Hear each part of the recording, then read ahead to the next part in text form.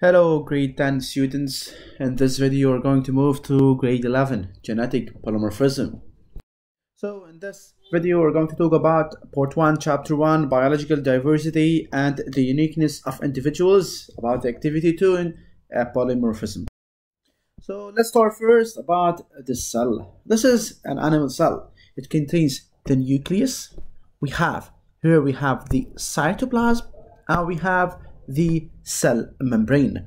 This animal cell should be drawn inside a box using a pencil and should be given a title, which is animal cell. Let's move first for this big question: where is the genetic information found? This is the big question. We're going to answer this in the coming slides. How did the scientists prove that the nucleus is the carrier of the genetic information? So nucleus carries the genetic information.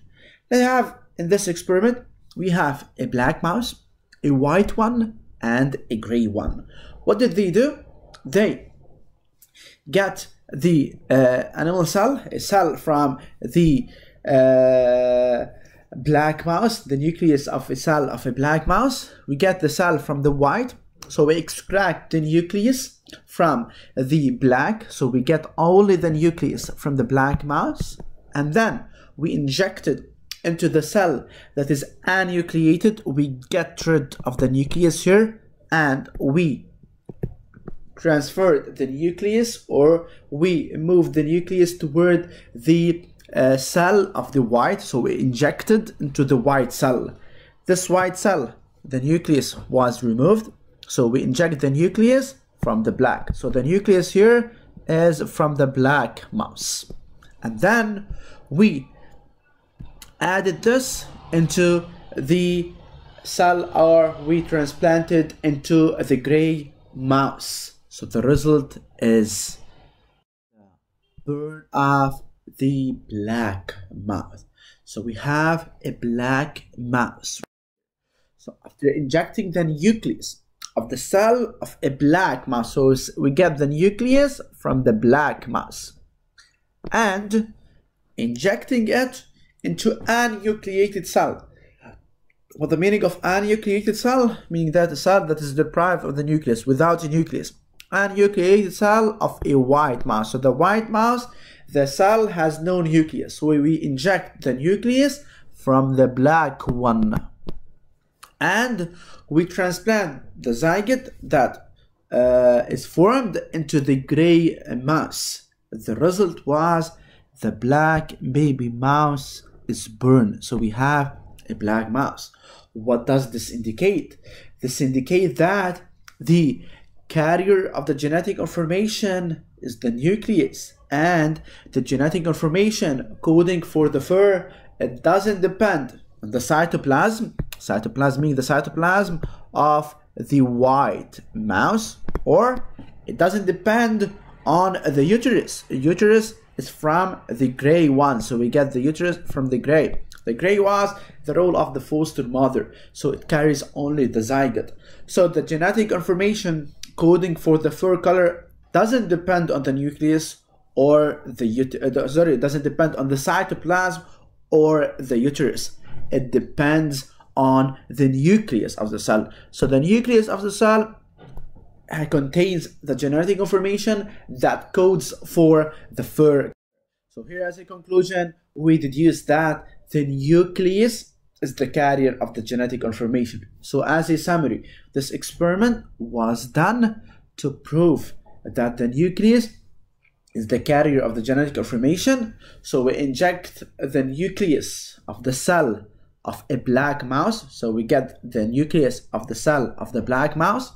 We inject it into an anucleated cell of the white mouse, so we get the white mouse. So we removed its nucleus, so it becomes anucleated, and then we inject the nucleus from the black mouse into this anucleated cell of the white one, and then we transplant the zygote into the gray mouse. The gray mouse, it has the role of the foster mother. It only gives the uterus, So the color of the mouse that is formed is black. This means that the genetic information that goes for the fur color, it doesn't depend on the cytoplasm from the white.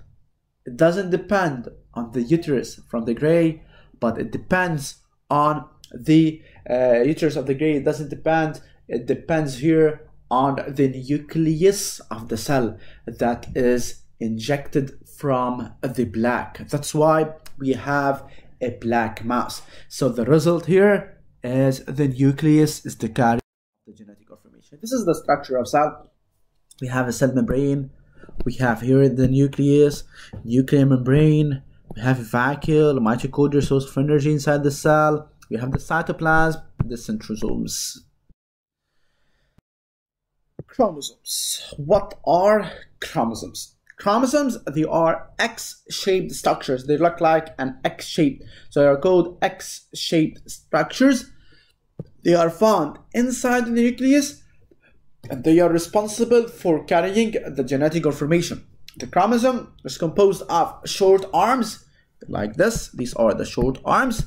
They are called short arms. They're called P arm, or long arms. They are called Q arms. Here in the middle, the nucleus is connected in the middle with something called centromere. And these two, they are called sister chromatids.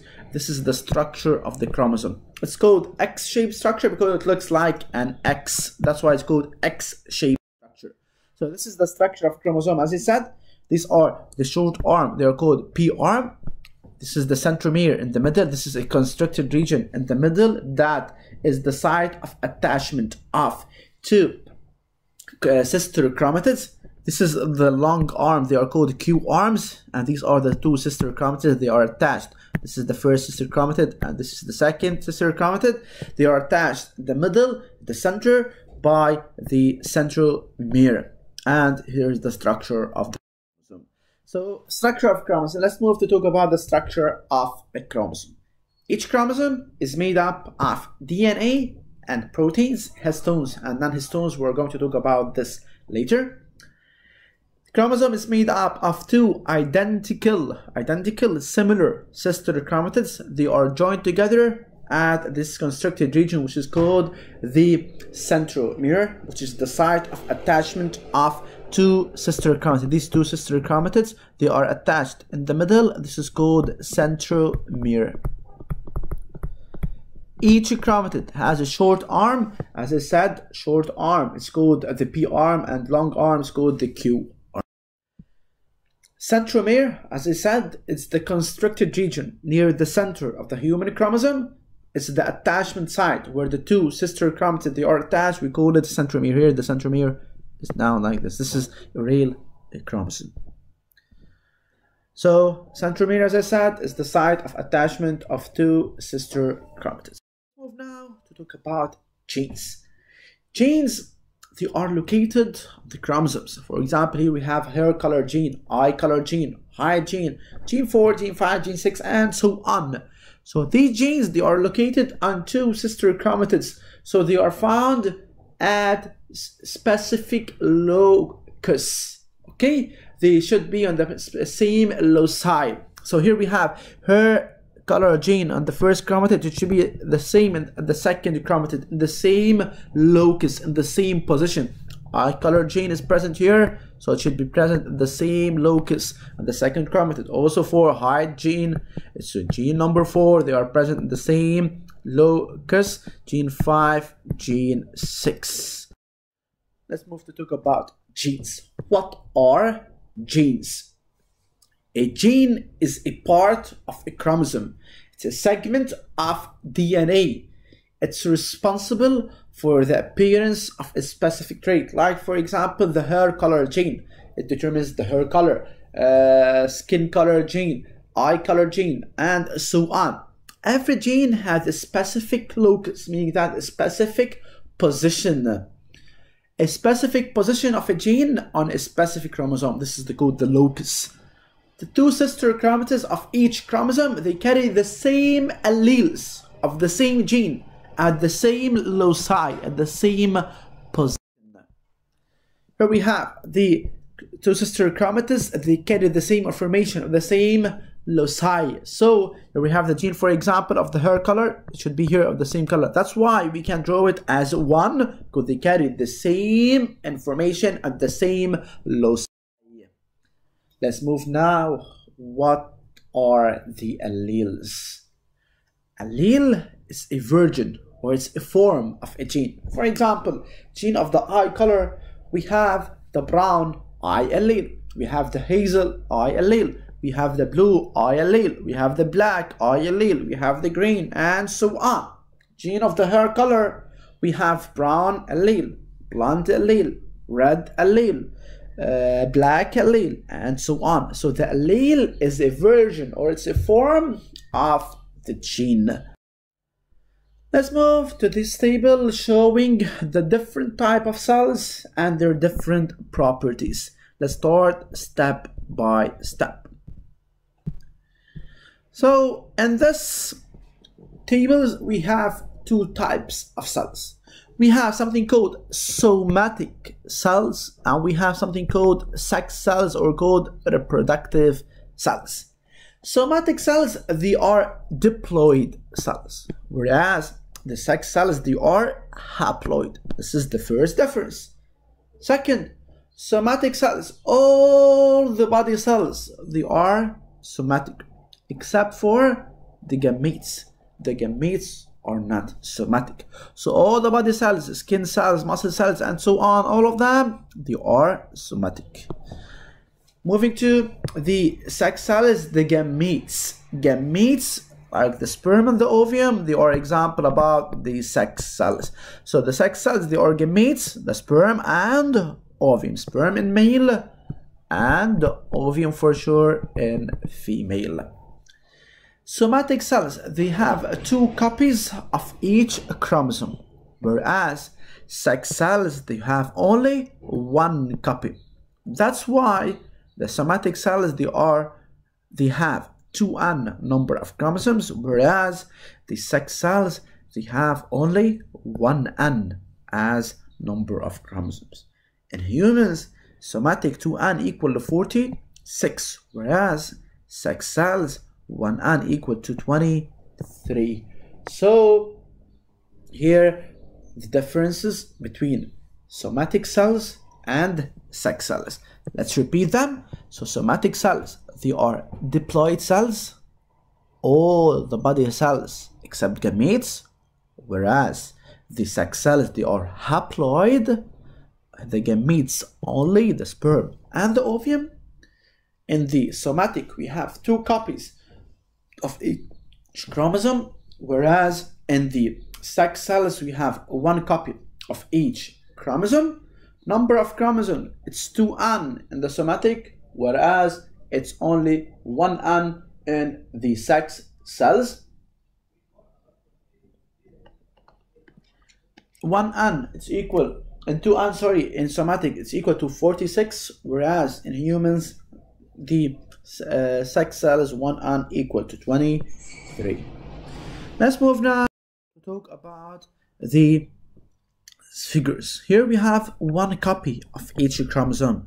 Here we have two copies of each chromosome. From this we can deduce we have one copy, so they are haploid cells, whereas here we have two copies, they are diploid or diploid cells. So di means two. Number of chromosomes, 1n equal to 4. So 1, 2, 3, 4. Here 2n equal to 6. 1, 2, 3. Okay, so birth. In diploid cells or diploid cells, there are two copies of each chromosome. There are two copies of each chromosome. They carry the same genes, but they don't have the same alleles. They don't necessarily have the same alleles. So they are said to be homologous chromosomes. So in diploid cells, there are two copies of each chromosome. So chromosome number 1, we have two copies, chromosome number 2, and so on. So they carry the same genes, but they don't have necessarily the same alleles at the same locus. So they are said to be homologous chromosomes. These are homologous chromosomes. One of these chromosomes, since we said that we have two copies of each chromosome, one of these chromosomes is inherited from the mother. So one of these is inherited from the mother. That's why M, mother, maternal.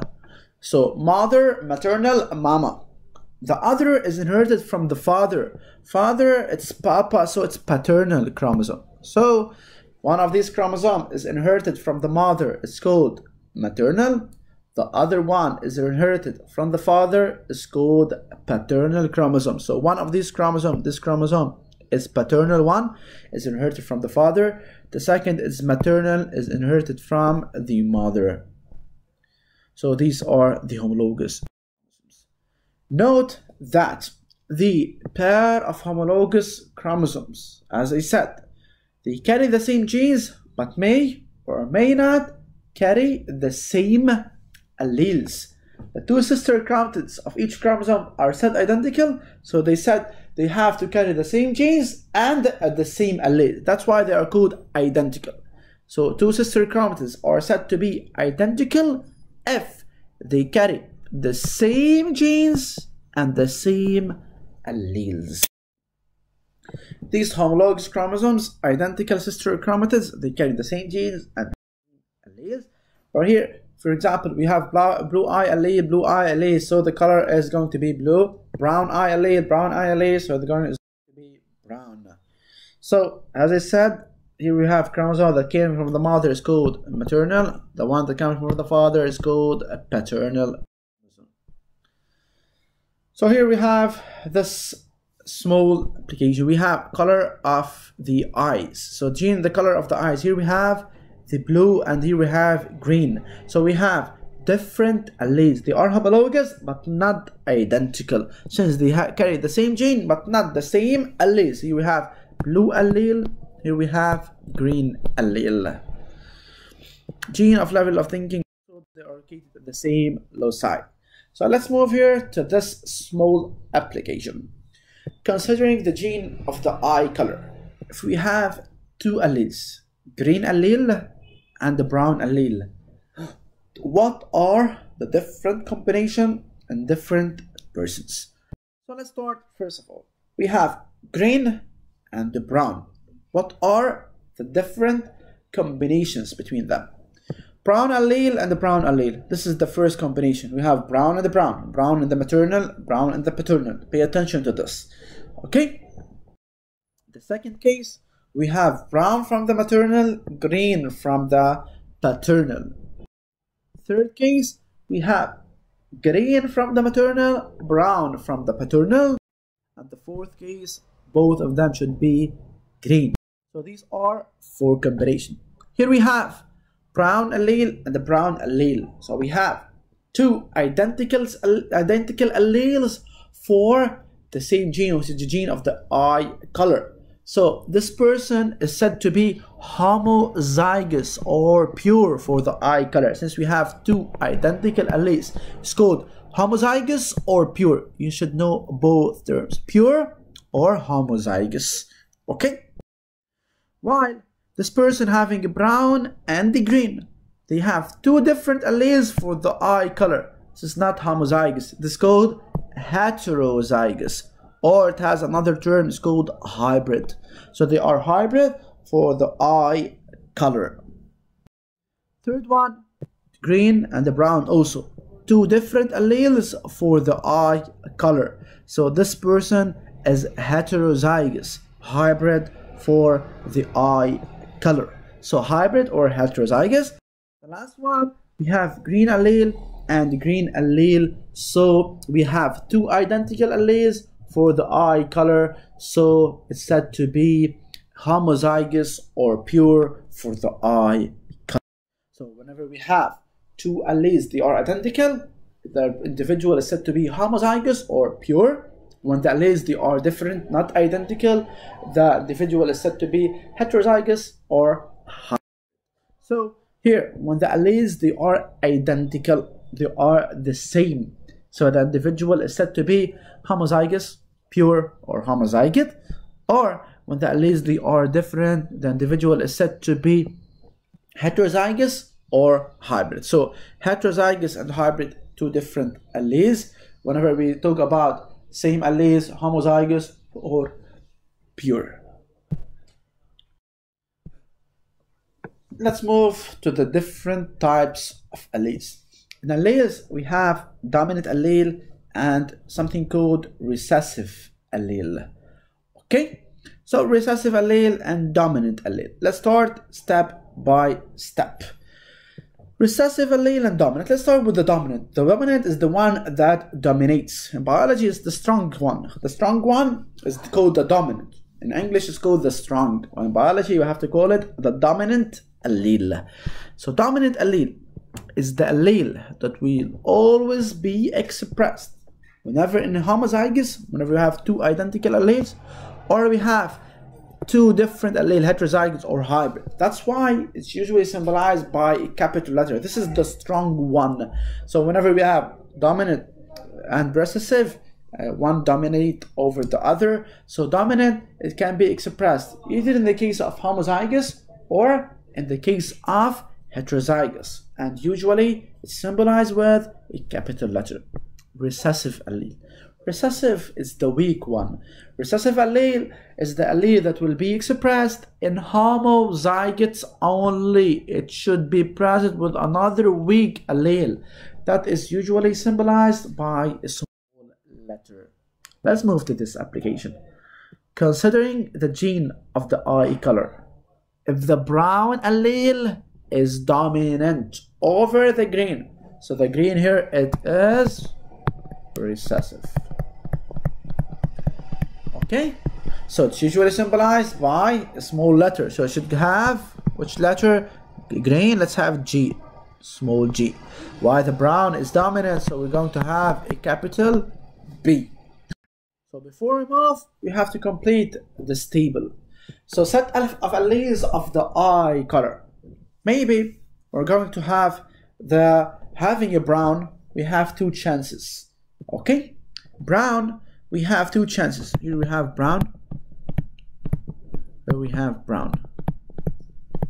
So maybe it's going to be homozygous or it's going to be pure, BB. We said that the dominant allele, it can be expressed in homozygous or heterozygous. That's why maybe it's going to be BB or BG.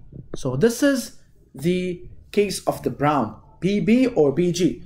From where did we get two B's or B and G? One of them is maternal and the other is paternal. BB is going to be brown. B is maternal, G is paternal, brown. Also we have another chance. It's going to be BG, another BG, brown. Someone is going to ask a question. How come we have two BG? Then the same? Yes, they are the same. But here we have to compare. B here is from maternal origin and G is from paternal. Here the opposite. B is from paternal and G is from maternal origin. So this is the only difference. But whenever we have to solve, it's going to be the same. You are going to be added. BG is going to be the same. It doesn't differ. Okay, it doesn't make a difference. So this one only to know that we can have B from the paternal origin or B from the maternal origin, and this is only difference. Okay, so all of them, they are brown here. But what about the green? Green allele, it's recessive as we said, so it should be expressed only in the case of homozygous. Homozygous, it should be G small, G small. This G from the maternal origin and this G is from the paternal origin. So here the result is going to be green. So the green allele, since it's the weak one, it's the recessive one, so it should be expressed only in the case of homozygous. Whenever it's expressed in the heterozygous, like this case, the B will dominate over it. The brown will dominate, so the color is going to be brown. While the green, in order to be expressed, it should be expressed only in the case of the green. It should be expressed only in the case of homozygous. So here we have alleles. So these alleles, the set of alleles, we call them genotype. So genotype is the set of alleles, while the expression, the traits that are observed resulting from the genotype, they are called phenotype. I will repeat. So genotype is the set of genes and their alleles. So these are the set of genes and their alleles. We call them genotype. Genotype will determine the phenotype. Phenotype, it's what is observed. The traits that are observed to the outside, they are called phenotype.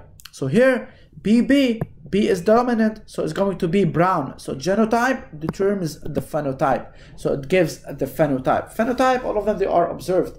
The traits that are observed, they are called phenotype. While the set of genes and their corresponding alleles is called genotype. Okay, let's move now to a, let's say, a new complete for this. This is the table. Before we start, there is an important note. I used B and G, but I have to give symbols for this. Giving symbols is going to be like this. Let B capital be the symbol of the dominant brown allele over the recessive green allele. So this is the symbol of the brown. Let G small be the symbol of the recessive green allele with respect to the dominant brown allele. So these are the symbols of dominant and recessive. You have to give them before we start. If you start without telling me that the B capital is the symbol of the brown and G small is the symbol of the green, brown the dominant for sure and green the recessive, meaning that your answer is not clear and you won't get the full mark because you have a missing idea. Okay, because I don't know what is B and what is G, so you have to give the symbols. So symbols are very important before starting any genetic exercise. So this is the table as we said. BB is going to give brown, BG also is going to be brown, BG, as I said, I'm going to ask you what the difference. B is from paternal, here is from maternal. So BG also brown and GG is green. The set of alleles of the eye color is called the genotype, the set of genes and their alleles, while the phenotype is the observed trait. So let's move now to the definition of genotype and that of phenotype. What is the genotype? Genotype, this is Freyr's model. Freyr's model talking about, here we have always the definition here. Here is always the definition. Here we have the example. And here we have non-example. This is not an example. Okay? So you have to be familiar with the Freyr's model. This is example, and this is not an example. So genotype is definition is the set of genes and their corresponding alleles. The genotype, example, BB, BG, GG. Let's move now. Which one of them is pure? Which one of them is hybrid? So BB is a pure, since I have two identical alleles. GG, homozygous or pure, while BG is heterozygous or is called hybrid. This is not an example. Blue and tall. Who can give me the name of this blue and tall? They are genotype? No, they are what? They are the phenotype. They are the observed traits. They are the phenotype. Let's move now to the definition of phenotype. Phenotype, as I said, is the set of observed trait. The set of observed trait resulting from the expression of the genotype. So the genotype will give us the phenotype. Phenotype, tall, short, as I said, this is an example. Tall, short, black, green, whatever. This is non-example. This BB, BG, GG, they are the genotype.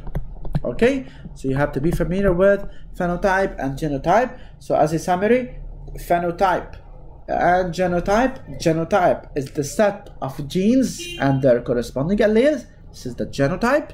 And the phenotype, it's the set of observed traits resulting from the expression of genotype. What is a graft? What is a graft? Graft is always the transplant of a tissue or an organ from one side to another in the same body, or from one body to another. Let's move now to the grafting. What affects the fate of the graft? The fate of the graft is affected by the degree of similarity of HLA, human leukocyte antigen, between the donor and the recipient. What does this mean?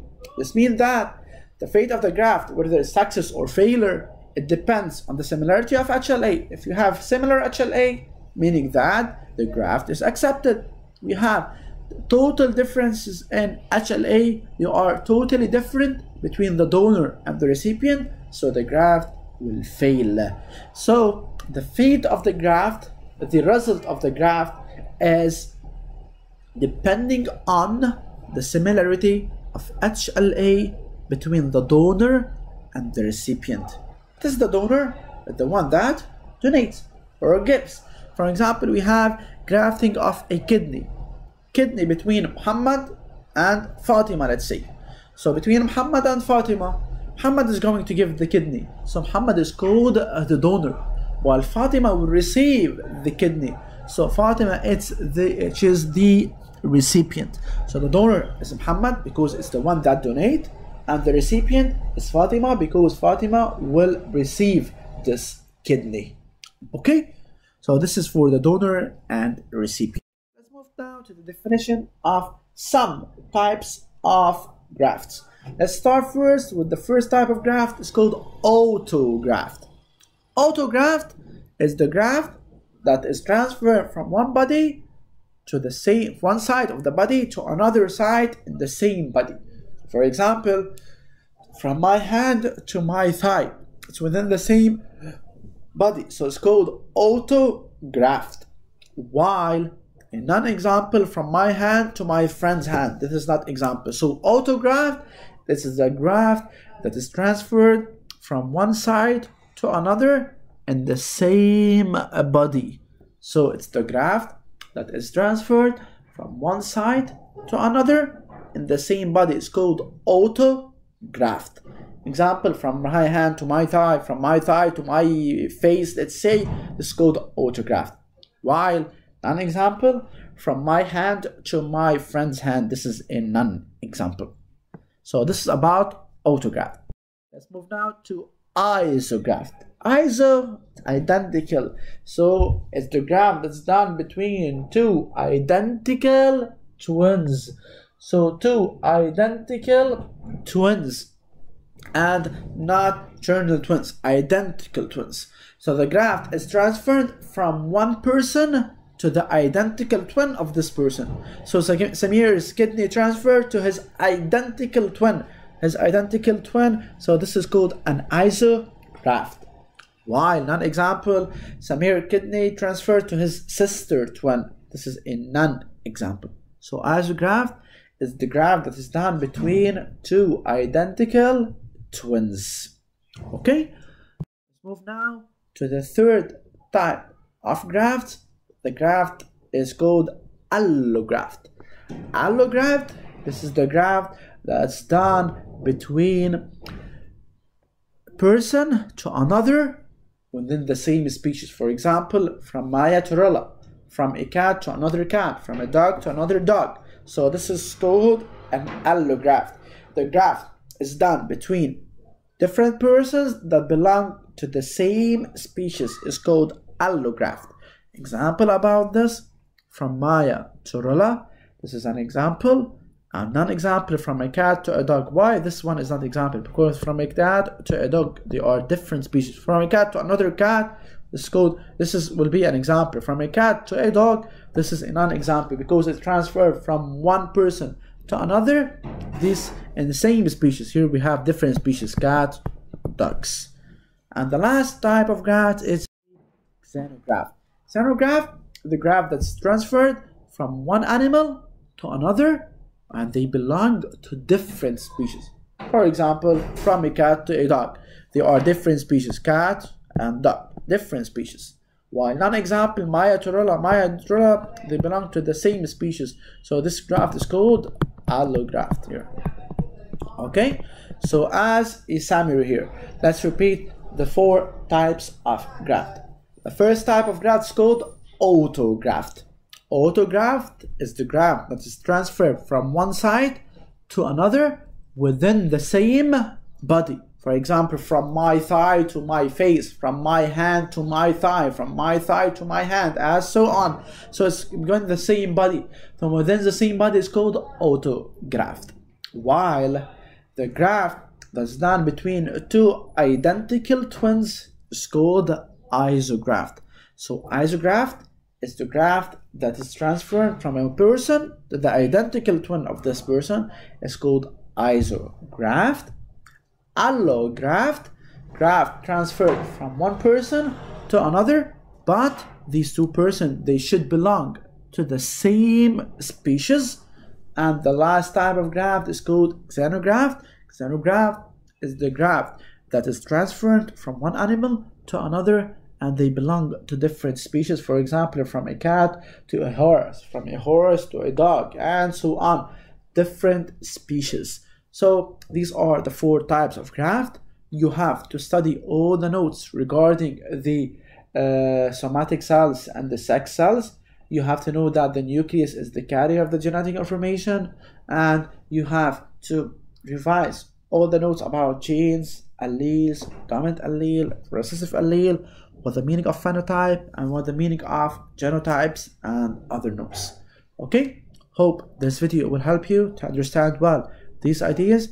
These are for grade 11, so we move from grade 10 to grade 11. So this is a good step for you guys. So watch this video and hope this video will help you to understand all the ideas mentioned here, and hope to see you soon. Thank you. Bye bye.